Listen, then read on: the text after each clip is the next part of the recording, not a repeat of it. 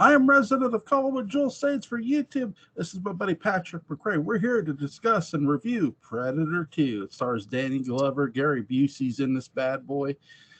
No Arnold Schwarzenegger, but you know what? Danny You got a Glover. Baldwin. That's true. There's Baldwin in it. Uh, Yeah, Ruben Blades and Maria Conchita Alonso. I think she's in it. And you've got is it Bill Paxton or Bill Pullman? I never know. Bill which. Paxton. One of them's dead. Bill Paxton. Yeah. Yeah. Basically playing the same character he played in Aliens. Just with a flashier wardrobe. It's like they took that guy and took him on vacation. Yeah, he's one of the only actors to be killed by Terminator, Alien, and Predator. Which is just funny. You know what? When did he get killed by the Terminator? Oh, in the original movie. He plays one of the... Oh, really? Is he one of the... He plays a stripper? He plays one of the... You cut out there. He plays one of the street thugs, the one street thug that gets punched in the gut and killed. That's him. Oh, I didn't know that was him. We probably talked about that on a podcast, too. Yeah, I think we did. He didn't play the Lance Henriksen part, did he? No. No, that was Lance Henriksen. Yeah, that was Lance. Who was also an alien, Aliens. But that's not it. This movie is really interesting because you have Danny Glover, who's playing a police officer who's a detective, and it's in the middle of the LA gang war. It's sort of set in the 90s for the gang war, Los Angeles. And what a better setting for a Predator movie. It's really, they go from the jungle to the concrete jungle of Los Angeles, and really, really well set. The action is very fast paced, more so than the original movie, I'd say. I mean, it's open with gun violence in this movie. There's a lot of guns. Yeah. A lot of guns, and there's good makeshift medicine, genuine alien frontier medicine. Yeah. That's my favorite scene is when he's healing himself. I just think that's great. He, makes the plaster and all of that. What's funny is I just want like home tips from the alien. Yeah. What's funny is I watched a review of this years ago by Razor Fists, and he for the bathroom scene video where he said how does the Predator adapt to all this atmosphere and injury? Space steroids, and he injects a needle and plays the Ultimate Warrior music, which is hilarious. Now, what would the alien? What would the Predator figure have done if instead he'd broken into the bathroom and he dropped his Predator pants and just had to really go to the bathroom, and he's sitting there and the boom boom boom boom, drum music's playing in the background, and he reaches, there's no toilet paper, and then he has to start breaking plaster and things and like forging his own toilet paper in there, and he can't do that, and so then he leaves very politely, because it's kind of a smell in there and he didn't want the owners to know it was him. But they go in and they find this elaborate alien bidet that he's fashioned. God, wouldn't that have been great? If I had directed this movie, the movie would have been exactly the same up to that point. And then it just would have been, God, who stunk up the bathroom? And the aliens are turning invisible and like, oh, not me. And Danny's like, that's Predator. That's Predator. I know that smell anyway. That's Predator. He can't hide. That's Predator. And Gary Busey's running around, and that suit from Lost in Space that he stole, and yeah, that's Predator, all right. Yeah. Oh boy, I think he had hummus for lunch, and it just becomes this weird, embarrassing kind of scatological story that's going on. And at one point the Predator's disguise breaks down, and so you just see him he steals a dress, and he's got a big hat with a flower in it that he's got kind of pulled down, and he's just at a bus stop trying to mind his own business. It's like, hey, wait a minute, that's Predator. You're after that beef, aren't you? Yeah. He loves beef. You're just putting up with me at this point, Joel. What did you think of Danny Glover in this movie? He's great. Yeah. He's great. He had played, slightly older characters. I didn't realize he was sort of as young as he was, because I was used to him in Lethal Weapon and Grand Canyon and stuff like that, where he's sort of an old guy. And no, he's pretty youthful in this. Yeah, he looks very young in this movie, which it's nice to see him not play like the older character, though he is playing an experienced cop, which is something he's used to playing, but it's far different than the character he was playing in Lethal Weapon, somebody who's a family man. This guy does not appear to be a family man. His job is his life, and he's here to sort of take on the gang wars of Los Angeles. And where there's violence and weapons and trophies to be collected, there's a predator not too far behind. And I think that's one of the best things they did with this is, okay, how can we make it different than the original? Okay, we can set it in one of the again in the 90s. Urban, yeah, urban city, urban rather than jungle. Yeah, and no Carl Weathers. no Carl Weathers, but you know what? When you have Gary Busey in this movie, they're almost identical in so many ways. And you have Bill Paxton in this movie. It makes up for not having Carl Weathers. Really, it does. It does. Almost. I'll say this, that, and I want to get your thoughts on this, because I found this is the one thing where the character has a backwards case of like heights, and afraid of heights in a weird way. Oh, like, yeah. Because he gets up there and he like looks down, he's like, but then that's just a logical reaction to being way up high with an alien trying to kill you. Yeah, and then he actually sees the alien briefly during the day when the guy like goes off the high roof. That's how it was a coffee date. They did see each other briefly. It was a coffee date, and it came to the election, and they had some disagreements, and so, but it was a meet cute, because then later, they met each other again at that used record sale, and that's different. No, that's Ghost World. Well, when I was watching this earlier, I put a picture of Danny Glover's character blasting the shotgun in the beginning, and I put it on Facebook. And Gordon's like, "Is this it?" He was asking me something, and I said, "No, this is the one where the predator strips for money." Well, he's wearing fishnets. He is. What did you think of the subway sequence that they have in this movie? I thought that was really neat.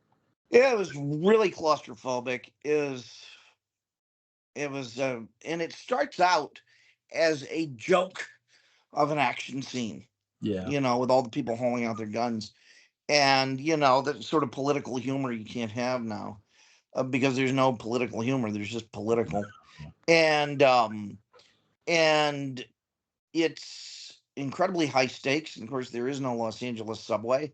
So, or there's not much of one. I don't know, maybe there's something somewhere. I know George Takei kept trying to get one built, but that gave it just that nice little twist of science fiction that was good. Yeah, I really like this scene because you're right. It starts off with like a basically a parody scene of I got a gun. There was like, no, I got a gun. I got a gun. It's a great sort of gag, but then it turns really serious. And the way they shoot this in the dark is just creepy. You got the lights blinking. You can't really see what's going on. All the people who did have guns start running the other way. It's like, because they're like, oh, what's going on? People are dying. Let's run. You do find out that the female cop is pregnant in that scene where the predator grabs her. which I said, yeah, he's not going to. My wife asked me, she goes, why doesn't the predator kill her? I said, one, the baby's not armed. I said, so. Now, if that means that had the baby been born and they put like a little spork in the baby's hand, would it have been fair prey for the predator? Absolutely. Okay. Absolutely. Like if it has a knife or something, you're like, if you have a knife, if you have a weapon that can kill the predator, basically you're dead. Uh, Yeah. like like the graveyard scene is a more telling scene than that scene, really, where that little kid with the toy Uzi Yeah. and the predator looks down and he sees it and he can tell that it's plastic. He's examining it. And I'm thinking, here's these technological creatures that know every type of weapon, and when they see it, they analyze it. I said, that's amazing. um, Yeah, they really, for characters who don't speak except for one word, they give them a lot of culture. They yeah, give them a lot of nuance.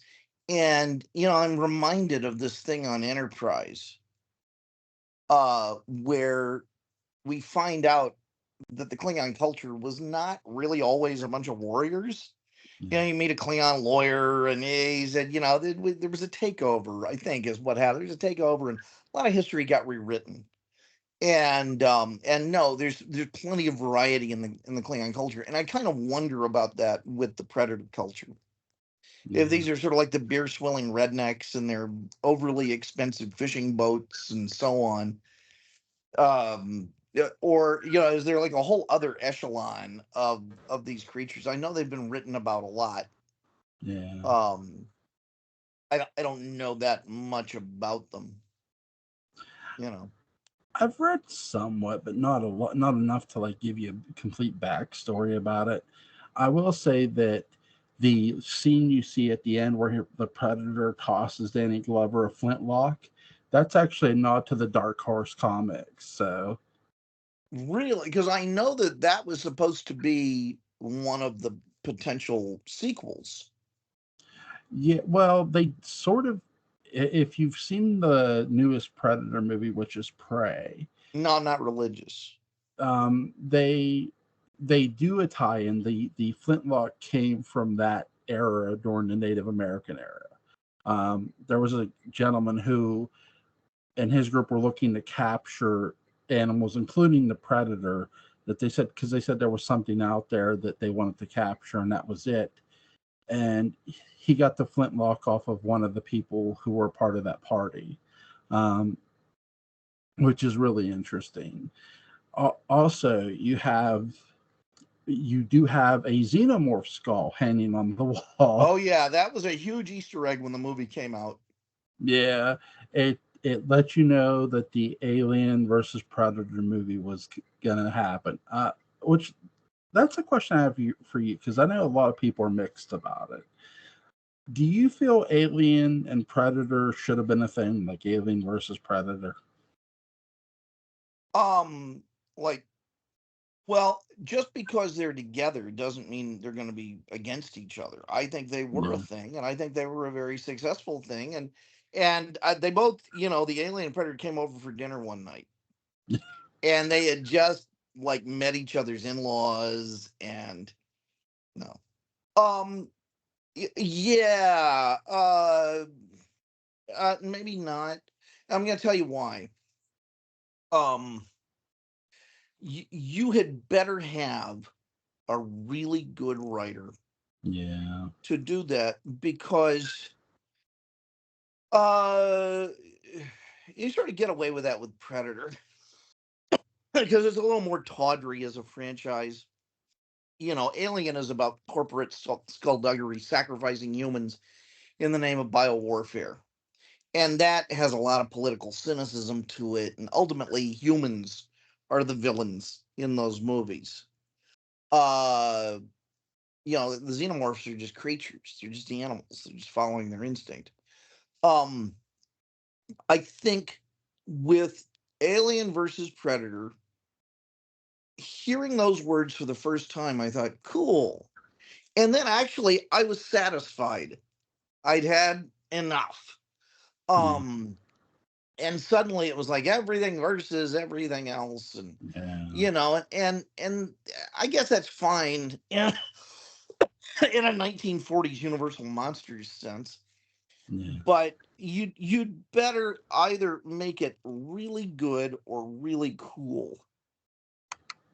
But to fall kind of short with both of them is unsatisfying for me. I mean, like, if I'm going to see a movie with Alien versus Predator, I really don't want humans in it, Yeah. or I want, a human journalist who somehow the predators say, hey, we want you to make a record of this for your people. Yeah. So come along with us, you'll be safe. And they have universal translators and all of that. And you really get a totally different view. And of course, what's the twist?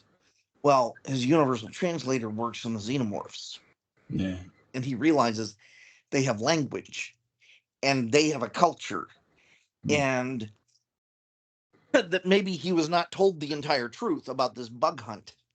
Yeah. And that bug is almost the equivalent of the N word in this culture. And that maybe I'm too political with this, but suddenly there's an entirely different situation that's going on. I mean, because here's the thing, as long as you have these creatures killing each other and the Yeah. occasional human here or there, your audience is satisfied. You can basically make a chart and say, okay, every X number of minutes, somebody needs to get their skull penetrated.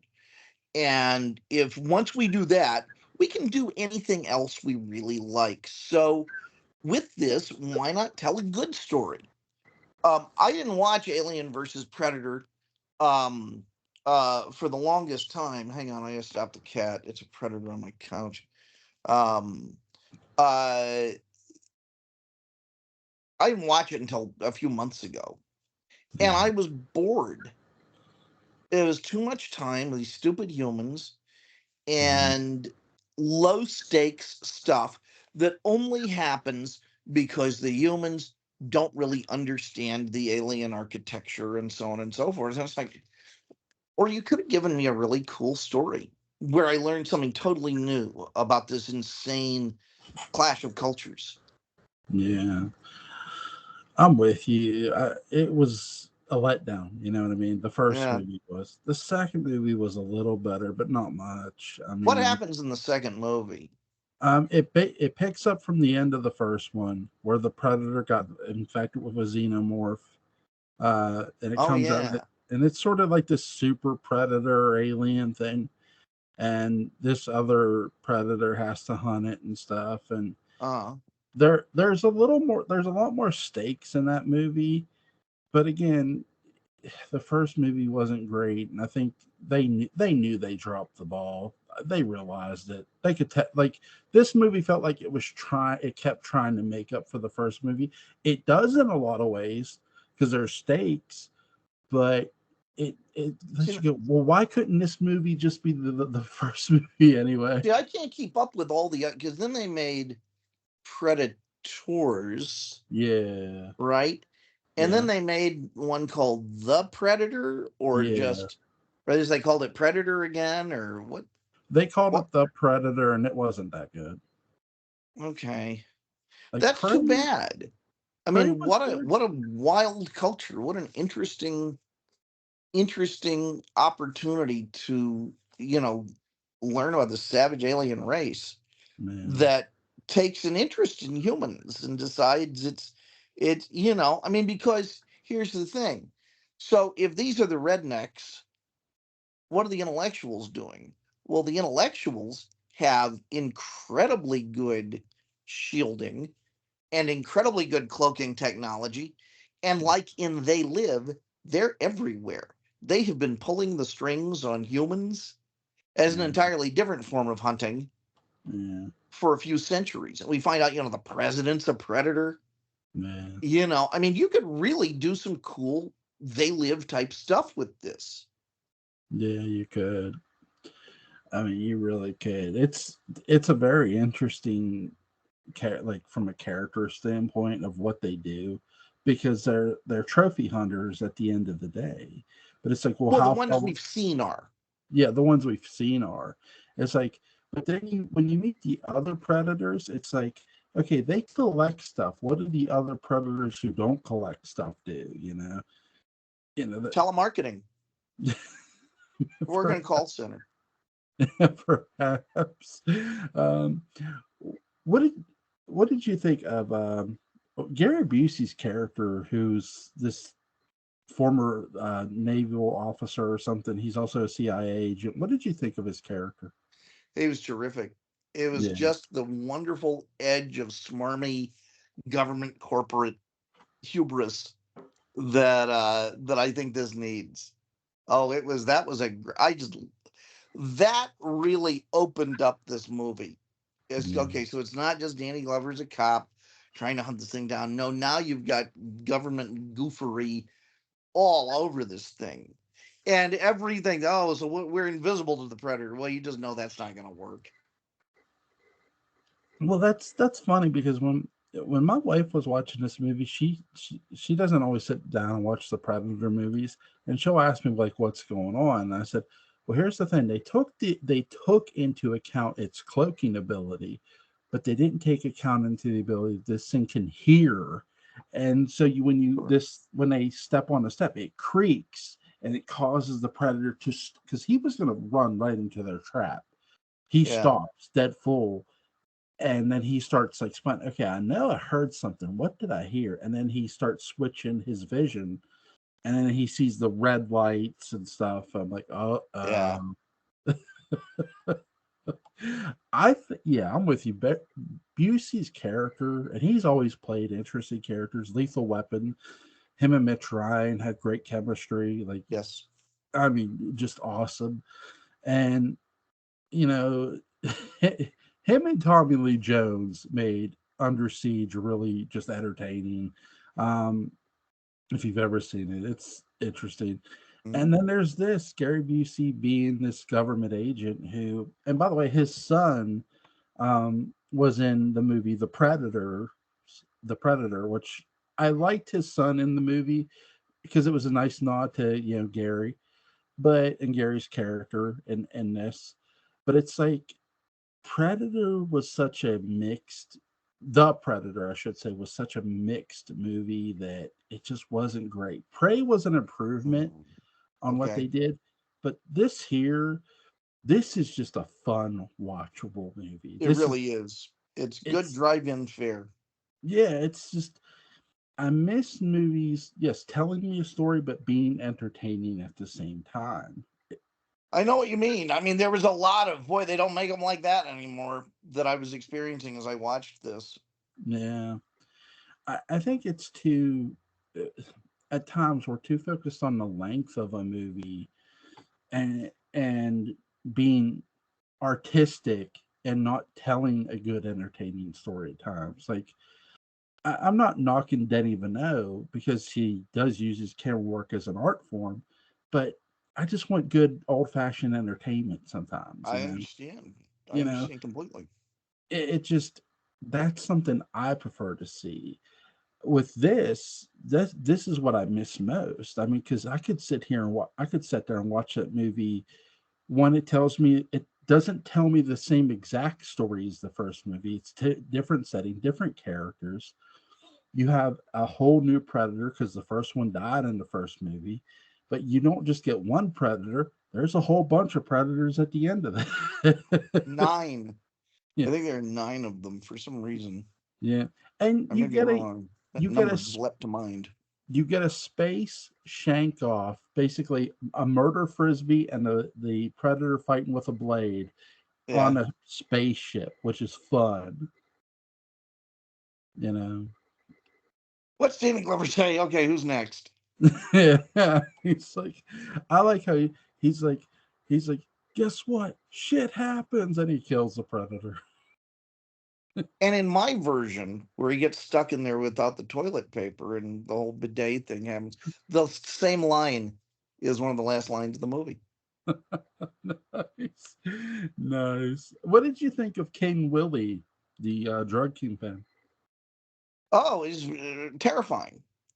It's great, really interesting character.